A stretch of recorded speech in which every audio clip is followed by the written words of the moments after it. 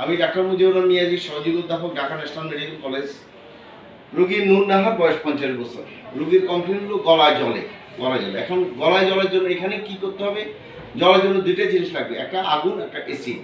এখানে গলা কিন্তু আগুন নাই, অ্যাসিড আছে। অ্যাসিড কোথায় আছে? পেটে আছে। পেটে অ্যাসিড, বুকে আসে, গলা আসে। পেটে অ্যাসিড, গলা জলে। পেটে অ্যাসিড থেকে গলা জলে, তাহলে রোগটা কিন্তু এক জায়গা না, বিস্তৃত।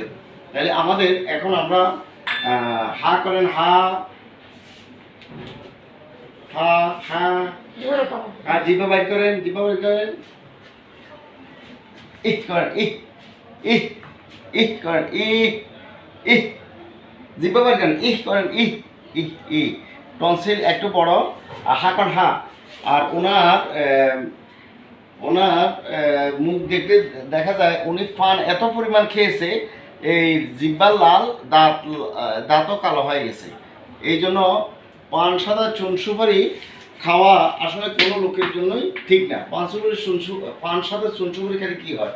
দাঁত নষ্ট হয়, জিহ্বার ক্ষতি হয়, মুখ, গলা, পেটে ক্যান্সার হয় এবং গ্যাস্ট্রিকের আধিক্য হয়। এই জন্য এই রোগীর 1 নম্বর চিকিৎসা হলো পান সাদা চুন সুপারি খাওয়া যাবে না।